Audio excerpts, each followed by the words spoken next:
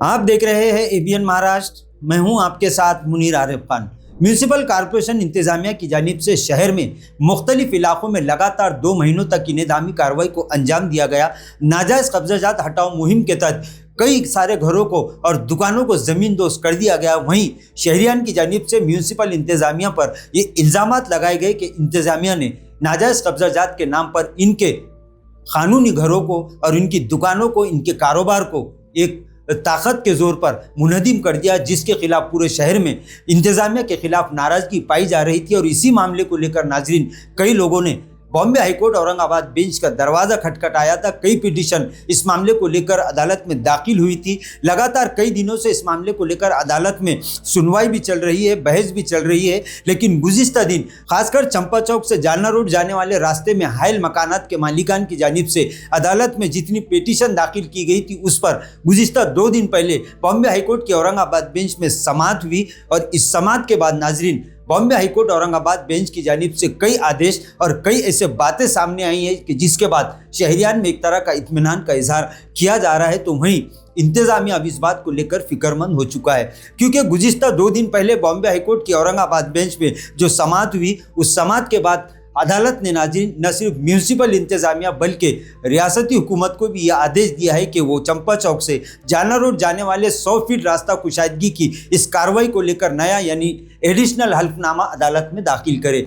इसी तरह हाईकोर्ट ने इस मामले को लेकर एक और बड़ा फैसला ये किया है कि वक्फ बोर्ड के साथ साथ मस्जिद कमेटियों के जिम्मेदारान को भी फरीक बनाने का आदेश दिया है। यानी अब वक्फ बोर्ड के साथ साथ मस्जिद कमेटियों की जानिब से भी जो पिटीशन हाईकोर्ट में दाखिल की गई है, उन्हें कबूल करते हुए इन्हें फरीक बनाने का आदेश भी अदालत की जानिब से दिया गया है। और आने वाली 23 सितंबर को नाज़रीन चंपा चौक से जालना रोड जाने वाले इस 100 फीट रास्ता कुशादगी के मामले की अहम और फैसला कुन सुनवाई अदालत में होने वाली है। इसी पर अब चंपा चौक से जालना रोड जाने वाले रास्ते में जितने भी सैकड़ों मकानात हायल हो रहे हैं, उनकी निगाहें अब अदालत पर टिकी हुई है। और इन लोगों को ये उम्मीद है कि इंतजामिया और रियासती हुकूमत से तो नहीं, लेकिन अदालत से इन्हें इंसाफ ज़रूर मिलेगा। नाज़रीन वहीं इस मामले को लेकर यानी अतिक्रमण कार्रवाई को लेकर एक और बड़ी खबर यह है कि जिस तरह से चंपा चौक से जालना रोड जाने वाला रास्ता सुर्खियों में बना हुआ था, इसी तरह हरसुल से समृद्धि हाईवे तक जाने वाले रास्ते को लेकर भी गुज़िश्ता कई दिनों से इंतजामिया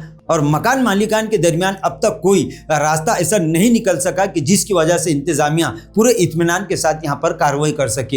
हरसुल के कई साकिनान की जानिब से भी अदालत में पिटीशन दायर की गई थी, लेकिन गुज़िश्ता 2 दिन से हरसुल में टोटल स्टेशन सर्वे का काम ऐसा कहा जा रहा है कि शुरू हो चुका है। और बहुत जल्द जिस तरह से एडमिनिस्ट्रेटर जी श्रीकांत ने ये ऐलान किया था कि गणेश उत्सव के बाद वो हरसुल से समृद्धि जाने वाले रास्ते पर इंतजामी कार्रवाई का आगाज करेंगे। अब ऐसा लग रहा है कि यहाँ पर जिस तरह से टोटल स्टेशन सर्वे की कार्रवाई का आगाज हो चुका है, तो हो सकता है कि बहुत जल्द यहाँ पर इंतजामी कार्रवाई होगी। लेकिन ये मामला भी अदालत में नाज़रीन ज़ेर समाअत है। यहाँ के साकिनान ने साफ तौर पर इंतजामिया को ये चेतावनी दे दी है कि जब तक उन्हें नकद मुआवजा नहीं मिलेगा, वो किसी भी हाल में अपनी प्रॉपर्टी को म्यूनिसिपल इंतजामिया के हवाले किसी हाल में नहीं करेंगे। नाज़रीन यहाँ के साकिनान का कहना है कि 2 साल पहले जिस तरह से PWD डिपार्टमेंट ने लैंड एक्विजिशन की कार्रवाई की थी, वो बहुत ही कानूनी तरीके से और सही तरीके से अंजाम दी गई थी। तमाम ही मकान मालिकान जिनके मकानात रास्ता कुशादगी में हायल हो रहे थे, उन्हें नकद मुआवजा दिया गया, उनको पूरी तरह से इत्मीनान में लिया गया, उन्हें मुतमईन किया गया। और उसी के बाद यहाँ पर रास्ता कुशादगी की कार्रवाई की गई थी, जिसे लेकर यहाँ के साकिनान ने इत्मीनान और राहत का इजहार किया था। लेकिन यहाँ के साकिनान का कहना है कि म्यूनिसिपल इंतजामिया और एडमिनिस्ट्रेटर जी श्रीकांत इस इलाके में दोबारा जिस तरह से रास्ता कुशादगी मुहिम को अंजाम देना चाहते हैं, वो पूरी तरह से गैर कानूनी है। क्योंकि जब तक अदालत के अहकामात के मुताबिक लैंड एक्विजिशन की कार्रवाई और प्रोसेस कंप्लीट यानी पूरा नहीं होगा, ये किसी भी तरह से कार्रवाई को कानूनी नहीं कहा जा सकता। यहाँ के साकिनान का कहना है कि जब तक कानून के क़वायद के मुताबिक यहाँ पर कार्रवाई नहीं होगी, ये मामला इसी तरह से तनाज़े का शिकार रहेगा।